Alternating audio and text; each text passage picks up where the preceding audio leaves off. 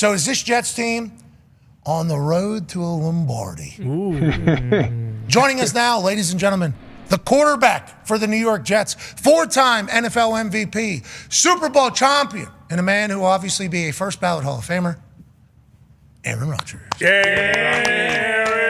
Holy shit. That's a good shot. Is that 8K? Holy. Yeah, what is that? Wow. Is it clear today? Is it not clear? Crystal clear. And it even got a little portrait effect behind you. Mm-hmm. Wow, you look good. Hey, good day over. Lost to the Bills, obviously. AFC East rival, Buffalo Bills, prime time. We heard you talk about it. We will certainly dive into that game a little bit more throughout this conversation. But Davante Adams is a New York Jet. So from your standpoint, when did you find out about it? And how pumped are you to be back on the same team as Davante Adams? Yeah, obviously I'm really excited. Love Tay. He's a phenomenal player and a dear friend. It was a crappy day.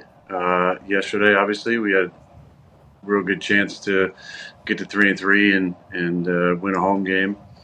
Kind of gave that one away. I was pissed driving home through traffic. Had a couple messages. I was just not in the mood to talk to anybody. Got home and Tay had called me and texted me, and so I finally called him back. And so about 12:30, 12:45 last night, I heard the news. Okay, so as soon as you hear the news, what's that? Well!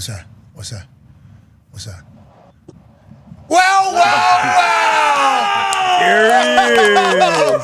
Hey, good to see you, Tay. Good to see you, man. Congrats.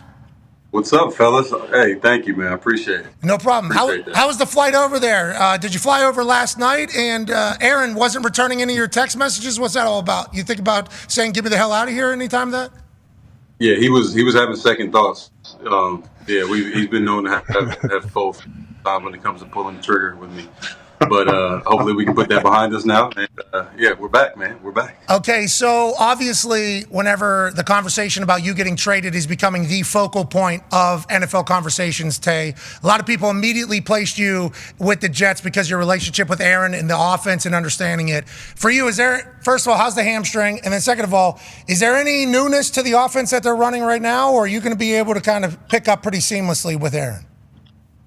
Well, first off, thank you for asking about the injury, and I'm feeling great, man. Feeling great. Getting, I was working with the staff over in Vegas the whole time, and they got me back right. So, fortunately, I'll be able to roll. And I'm sure there's a few new, little nuances, but for the most part, a lot of the same verbiage. Still the same OG right here, so should be able to pick up where we left off. That's the idea. Are you living in his house? I heard it's big. Yeah, I didn't TMZ. I didn't see the TMZ of it, but I heard he's got a mansion over there. You thinking about taking over a wing? Yeah, I'm buying the C wing. Okay, smart. That is a very smart idea. Taco Bell? You bringing in a Taco Bell? It's a good question, D-Bud. Need to know that. No, we don't travel. I got two in my Vegas crib, so we'll just keep those over there and start a new deal here. Love the commercials. Thank you. Hey, Tay, congrats, man. We appreciate the hell out of you, dude. Thank you, brother. Enjoy it, man. Hey, thank you for that. I'm happy to see you two just pick right back up, Aaron. That's awesome. That was a cool thing. That was a nice little wide, and we got AJ out of that shot. That was awesome. Yeah, we're trying to figure it out. Obviously, this show's super planned, so everybody knows that's going to happen. That was a nice little treat right there. Talk to you. Old buddies, obviously old friends. You talked at the golf thing during the American Century Championship, and there was a quote of you saying, we're playing again. You were talking about golf, obviously. But you two have remained very tight, right? Through the entirety of him going to Vegas, you coming here to New York. So this is literally a great day for friendship-wise and family-wise as well for you. Yeah, for sure. I mean, Tay is one of my closest friends in the league. I mean, I've been fortunate in 20 years to meet a lot of lifetime friends and guys I played with that I still keep in touch with. And Tay's right at the top of the list of guys that I really care about that are family to me. And so to be able to have him back is really special. Obviously, it's bittersweet because of what happened last night, but, it's exciting. Tay and I have done a lot of great things over the years. He's made me look good a lot of times.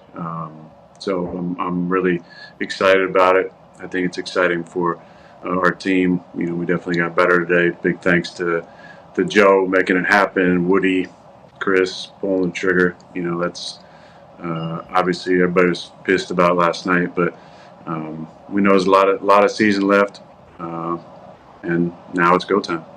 Go ahead, AJ. How did everything work last night with Coach Brick obviously taking over his first time as the interim head coach? It looked like there was a bunch of I don't know, Pat, I know if you watch a bunch of camaraderie on the sidelines, coaches jacked with other coaches, chest bumping, high-fiving all over the place. What was the vibe like, and what's it going to be going forward? Well, it was obviously a strange week with everything that happened and the timing and early in the season, but I will say I thought the coach handled it really, really well.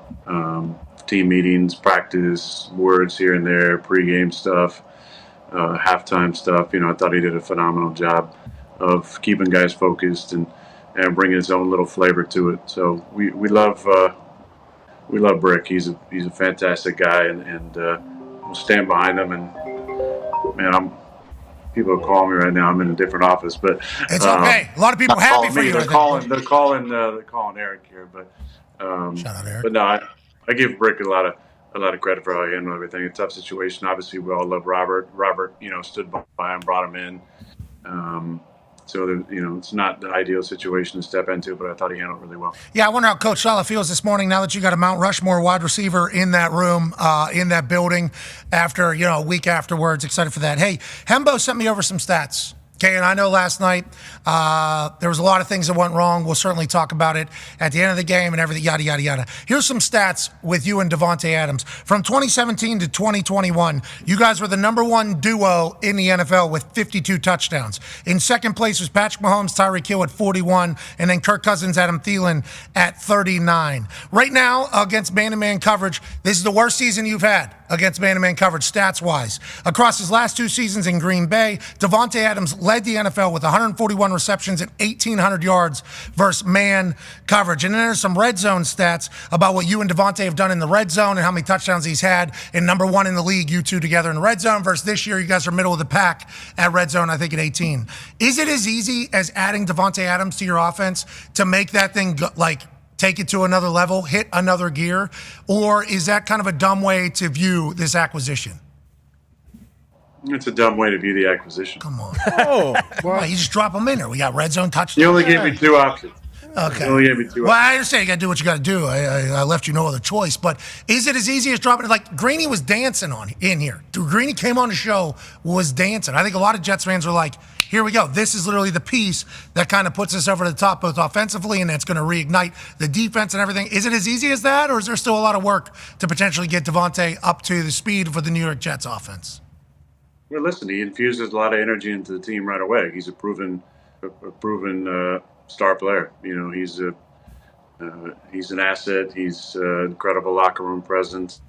I think it's really going to help Garrett out. I think when you're able to be around a guy who's done it at a high level for a long time and see how he goes about his process, there's through osmosis going to be a lot of things he'll be able to pick up. And I think Garrett the last 2 weeks has played really good. I think it was his best game last night. Look at the stats. We had two 100-yard receivers. We had a 100-yard back.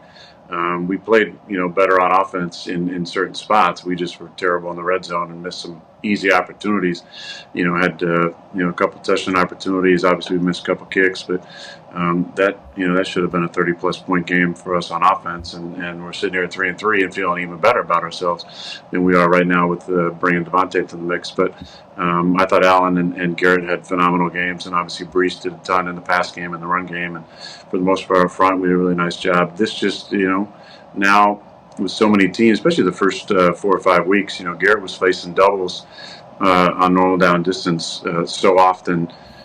Now you're going to have to choose if you have, a star coverage you want to run, who's that guy going to go with? And then what are they going to do on the other side? And they just cloud both sides, and they got a light box. Now we proved last night, we can run the football a little more effectively than we had the first 5 weeks. So it's definitely adding a lot to our team. But I think energetically, with the change that we had, that was kind of can't be disjointing for energetics in the team, for guys wondering what does this mean. Then the way Brick handled everything, was just class and good leadership.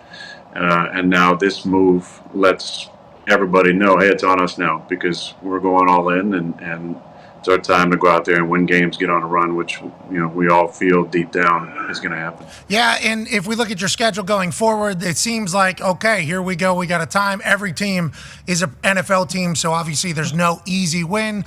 But at the beginning of the season, felt like it was quite a lineup. Now, can you go on a run? Colts on Sunday Night Football. I mean, brother, you know what's coming to town. And then, obviously, every game's its own thing. But if you guys go on a run, this will be absolutely historic.